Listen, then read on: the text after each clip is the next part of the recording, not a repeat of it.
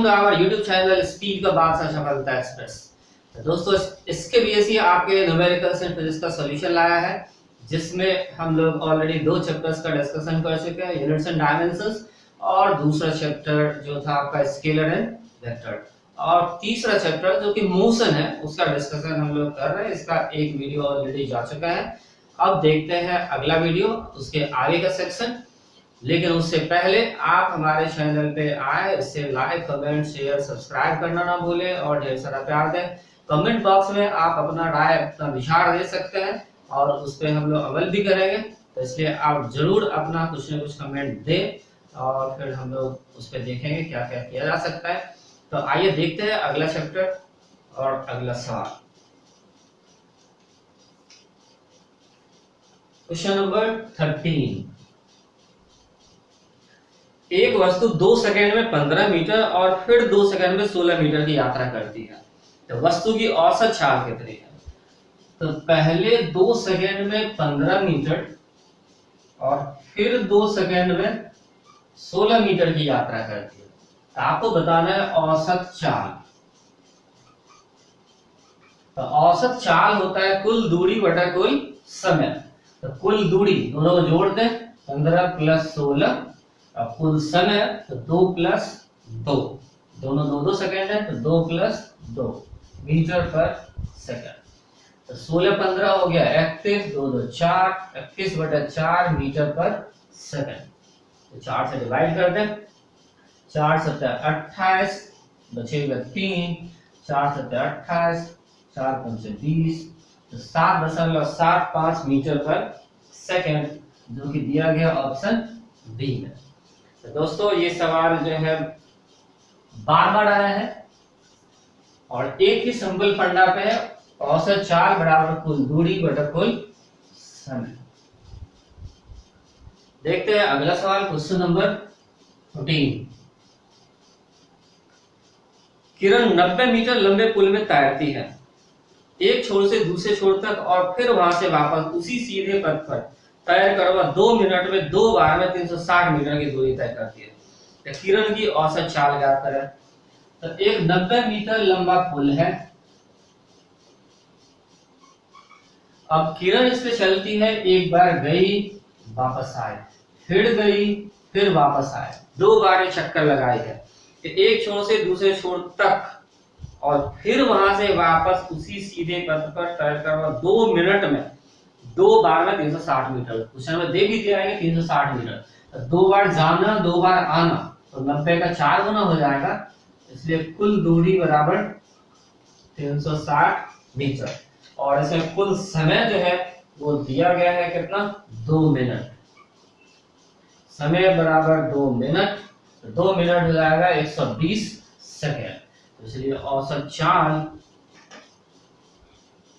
बराबर कुल दूरी बटा कुल समय। कुल दूरी दोस्तों यह 360 मीटर और कुल समय है 120 सेकेंड, तो आप डिवाइड करते हैं 360 बटा 120, तो यह आएगा 3 मीटर पर सेकेंड, जो कि दिया गया ऑप्शन सी में। इसका करेक्ट आंसर है 3 मीटर पर सेकेंड। Question number 15। किसी दिए गए समय में जमीन के ऊपर उड़ रहे रॉकेट की ऊंचाई मापने का सूत्र। तो किसी भी समय एक रॉकेट उड़ रही है जमीन के ऊपर, तो वो जमीन से कितना ऊपर है उस ऊंचाई को मापने का सूत्र दिया हुआ है, फॉर्मूला दिया हुआ है, h बराबर 119t माइनस 7t स्क्वायर है, 119t माइनस 7t स्क्वायर। तो जहां t रॉकेट से प्रक्षेपित होने के बाद उसके ऊपर जाने में लगा समय, रॉकेट जो यहाँ से प्रक्षेपित किया गया, तो प्रक्षेपण के बाद t समय में कितनी ऊंचाई पर है, t समय में h ऊंचाई पर है, तो t का मान रखेंगे उस समय उसकी ऊंचाई इससे मिल जाएगी। तो जमीन से टकराते समय रॉकेट की ऊंचाई 0 थी, तो प्रक्षेपण के कितने समय बाद रॉकेट जमीन से टकराएगा? तो ये रॉकेट को प्रक्षेपित तो किया, लेकिन ये फिर वापस आएगा तो फिर जमीन से टकराएगी। तो अब आपको ये समझना है, अगर कोई वस्तु को जमीन से ऊपर फेंके, चाहे रॉकेट हो गेंद हो, तो ये ऊपर गई और फिर वापस आकर जमीन से टकराए, तो इस दौरान इसका विस्थापन कितना हुआ, 0, क्योंकि जहां से चले वहीं तक वापस आ गए, इसलिए इसका विस्थापन जो है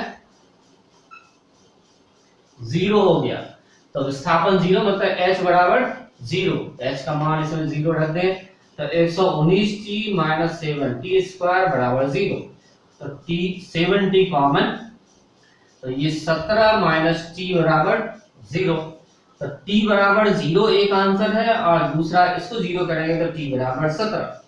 लेकिन आपसे ये नहीं पूछा जा रहा है क्योंकि जीरो समय में हमें पता है वो जमीन पर ही है, वापस टकराने में कितना समय लगा, तो तब आंसर क्या हो जाएगा, t बराबर 17 सेकेंड। तो आंसर कौन सा होगा, option B 17 second. Next question number 17। एक कार सड़क के किनारे से गिरकर 0.5 सेकेंड में जमीन पर आ पहुंचती है। तो कार सड़क के किनारे से लुढ़कना शुरू कर दी, इसका प्रारंभिक वेग जीरो, कुछ समय में जो समय दिया 0.5 सेकंड, 0.5 सेकंड में सड़क पे जमीन पे आ गई, तो जी का मान दे दिया है 10, तो जमीन से टकराते समय इसकी गति क्या होगी। तो कोई वस्तु जैसे गेंद को यहाँ से छोड़ देते हैं 0.5 सेकंड में यहाँ आई, तो उस समय इसका वेग कितना है, तो वेग अंतिम वेग के लिए फॉर्मूला v बराबर u प्लस gt, तो u तो यहाँ जीरो है, प्रारंभिक वेग शून्य है, तो इसलिए v बराबर gt इसका यूज कर सकते हैं आप। तो g हो गया 10 और t 0.5 मीटर पर सेकेंड, मल्टीप्लाई करेंगे तो 5 मीटर पर सेकेंड हो जाएगा। तो इसका आंसर है किस ऑप्शन में 5 मीटर पर सेकेंड, तो option number D, fourth option. Alright, कोई भी वस्तु हो ऊपर से जब छोड़ेंगे आप तो प्रारंभिक वेग तो जीरो होगा ही होगा, त्वरण भी g बराबर 10 ही होगा या 9.8 जो भी दिया रहे, तो उसके बाद आपसे वेग पूछा जाए तो v बराबर u प्लस gt यूज करेंगे, तो u तो जीरो है इसलिए v बराबर हमेशा gt होगा।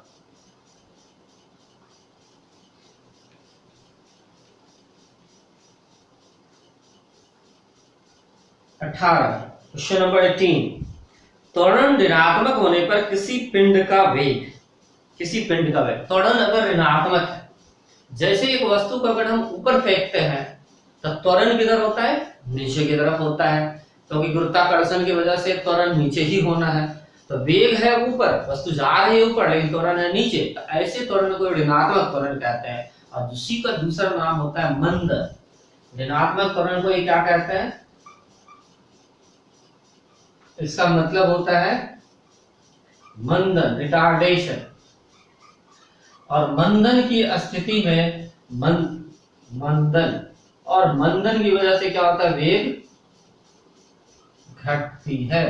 मंदन का, जैसे कोई वस्तु ऊपर फेंकते हैं तो वेग जो है उसका घटते घटते शून्य हो जाता है, तो मंदन की स्थिति में हमेशा वेग घटता है। तो आंसर कौन सा होगा, ऑप्शन सी, घटेगा।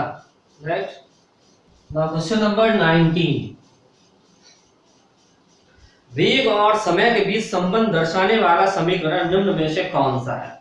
वेग और समय के बीच का संबंध देखते हैं ऑप्शन एक एक करके। पहला संबंध है s बराबर ut plus half at square. तो ये जो पहला ऑप्शन है s बराबर ut plus half at square है, ये किसका संबंध है, तो ये s हो गया विस्थापन और t हो गया समय। तो विस्थापन और समय का संबंध है, क्योंकि u मान लीजिए पता है, a पता है, तो ये विस्थापन और समय का संबंध कहलाता है। दूसरा ऑप्शन है u बराबर v प्लस at। तो आपसे पूछा वेग और समय, इसमें वेग और समय तो है लेकिन ये समीकरण ही गलत लिखा हुआ है, क्योंकि ऐसा होता नहीं है, ये होता है v बराबर u प्लस at, लेकिन ये तो ऑप्शन में है नहीं, इसलिए इसको छोड़ दो, ये भी नहीं होगा आपका।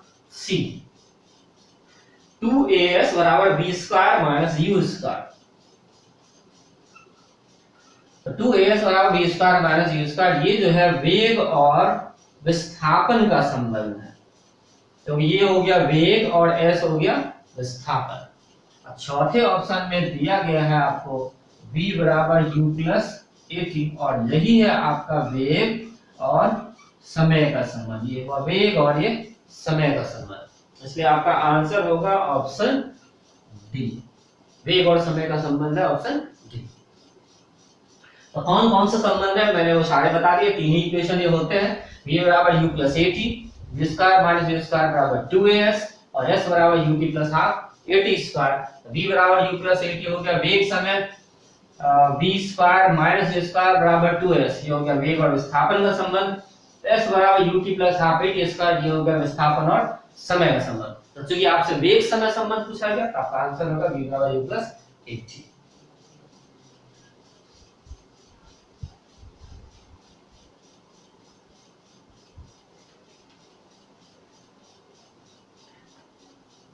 क्वेश्चन नंबर 20, कोई वस्तु 4 सेकंड में 15 मीटर और अगले 16 मीटर 2 सेकंड में चलती है।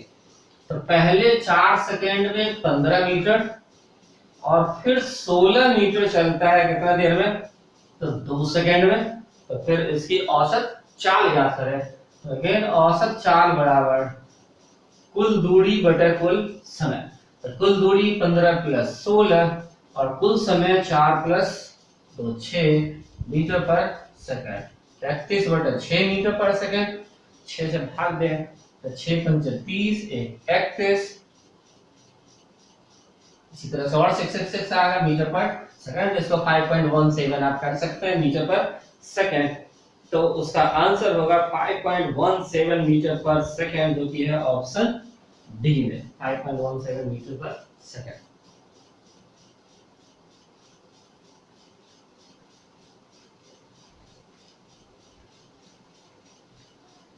और 21, क्वेश्चन नंबर 21, मुक्त रूप से गिर रहे किसी वस्तु की गति उदाहरण है। मुक्त रूप से कोई वस्तु को ऐसे फ्रीली छोड़ देते हैं तो वो जब गिरती है तो किस तरह की गति का उदाहरण है।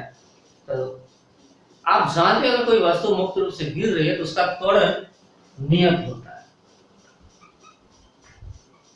मुक्त रूप से गिरती वस्तु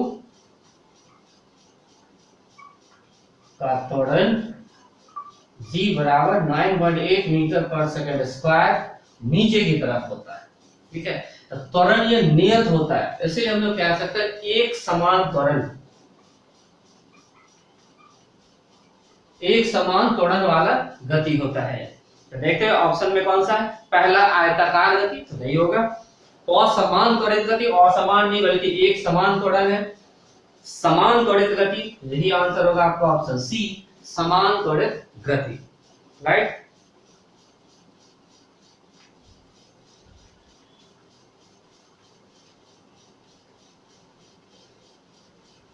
क्वेश्चन नंबर 22,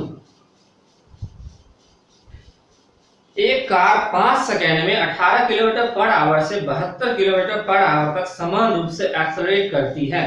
तो कार का त्वरण है। तो कार का दिया है कि 5 सेकंड में वेग में परिवर्तन हो रहा है।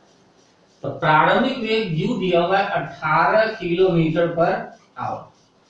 तो इसको हम लोग क्या करते हैं, मीटर पर सेकंड में बदलते हैं। तो 18 गुना 5 बटे 18 मीटर पर सेकंड, 18 कट जाएगा, 5 मीटर पर सेकंड। समय दिया गया है 5 सेकंड और अंतिम वेग दिया हुआ है कितना, 72 किलोमीटर पर आवर। तो इसको भी हम लोग बदल देते हैं मीटर पर सेकंड। 72 गुना 5 बटे 18 मीटर पर सेकंड, 18 चौके 72 तो 5 चौके 20 मीटर पर second.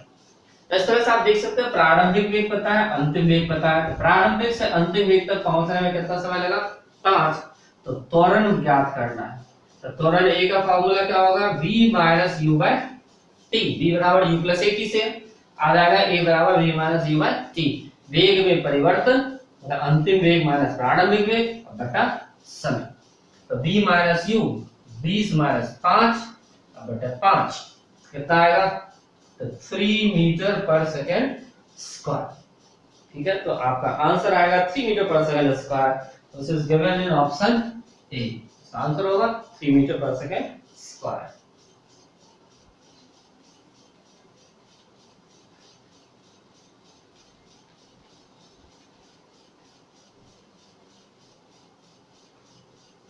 Question number 23,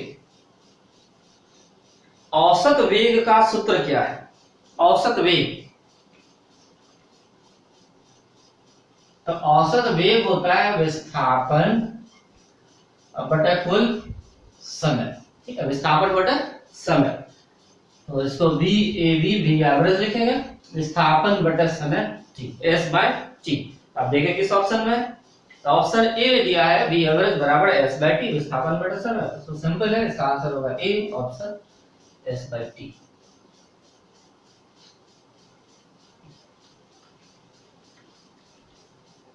question number 24, औसत चाल और औसत वेग वस्तु की गति दर्शाता है। कोई भी वस्तु की गति में, जैसे आप बोलते हैं कि वस्तु की चाल है 5 kilometre per hour, 10 kilometre per hour, ऐसा कहते हैं औसत चाल है 5 किलोमीटर पर आवर, औसत वेग है 10 मीटर पर सेकंड उत्तर की तरफ। तो ये औसत चाल या औसत वेग क्या दर्शाता है? तो ए समय की एक विशेष अवस्था में, बी लंबी दूरी में, कम दूरी में दिए गए अंतराल के दौरान। तो ये जो औसत चाल या औसत वेग, इसका फॉर्मूला क्या होता है? औसत चाल अगर है तो कुल दूरी बटे समय,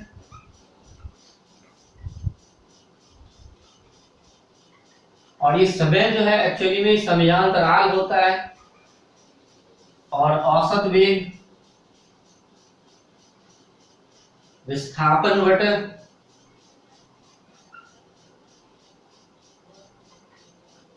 समयांतराल। तो ये औसत जो वैल्यू होता है वो एक खास समयांतराल के बीच का होता है, दिए गए दो समय के बीच की बात बताते हैं। इस बीच में लगातार इस वेग से अगर चला जाए तो उतनी ही दूरी तय करेगा जितना कि वो अदल बदल के दूरी तय किया है या विस्थापन हुआ है। जैसे इसका आंसर होगा डी, खास समयांतराल के दौरान। ठीक है, तो दोस्तों इस वीडियो में अगेन इतना ही, और हम फिर से मिलेंगे आपसे इस वीडियो की अगली कड़ी लेकर के। तब तक आप वीडियो एंजॉय करें और लाइक कमेंट शेयर सब्सक्राइब करना ना भूलें। Thank you very much, thanks for watching.